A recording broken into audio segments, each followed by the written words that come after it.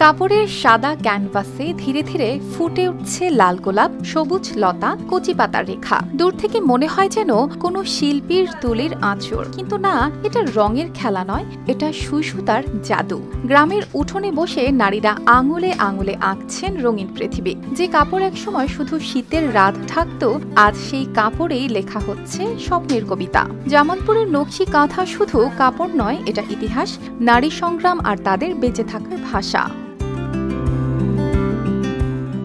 বাংলাদেশের গর্ব এই নকশি কাঁথা এখন পেয়েছে জিআই পণ্য হিসেবে স্বীকৃতি।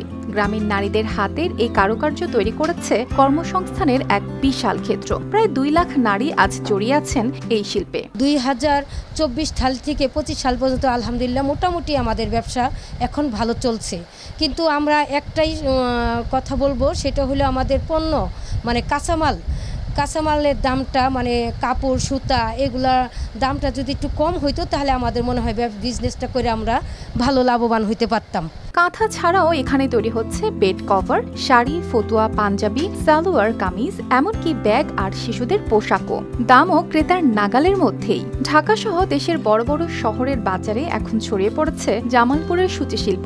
আপনার প্রিয় কাপড়ের যত্নে এলো এনজাইম সমৃদ্ধ Arik silver wash detergent powder, 500 গ্রাম মাত্র 70 টাকা। প্রিমার্ক। বিদেশেও এর কদর বাড়ছে সমান তালে, কিন্তু সব সাফল্যের আড়ালে আছে কষ্টের গল্প। সুতা ও কাপড়ের দাম বেড়ে গেছে, ফলে উৎপাদন খরচও দ্বিগুণ হয়েছে। 3000 টাকা থেকে আমার ব্যবসা প্রতিষ্ঠান শুরু, তো আলহামদুলিল্লাহ বেশ ভালো ছিল।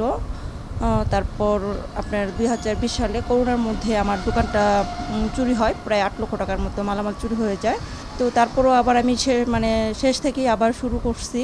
তো এখন কথা হচ্ছে যে করোনার পরে যে অনলাইনে যে বিজনেসটা আসার পরে আমরা যারা অফলাইনে কাজ করি, তো আমাদের জন্য একটু সমস্যাজনক। জামালপুরের হ্যান্ডিক্রাফট অ্যাসোসিয়েশনের উপদেষ্টা জানান, গত দশকে তৈরি হয়েছে 600-রও বেশি উদ্যোক্তা, যাদের অধীনে কর্মসংস্থান হয়েছে লক্ষাধিক মানুষের। তবে সরকারি বেসরকারি পর্যায়ে যথেষ্ট সহযোগিতা না পাওয়ায় আজ অনেক উদ্যোক্তা আগ্রহ হারাচ্ছেন। সূচি এবং সুইয়ের সংমিশ্রণে নানা বর্ণের নানা রঙের নকশা দিয়ে এটাকে বুনন করা হয় এবং এটা বাণিজ্যিক ভিত্তিতে বিভিন্ন জেলা, বিভাগীয় শহর এবং আন্তর্জাতিকভাবেও আজকে জামালপুরের নকশি কাঁথা রপ্তানি হয়ে থাকে।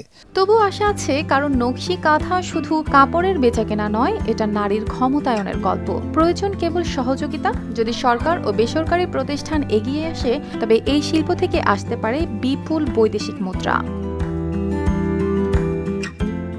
News desk, RTV।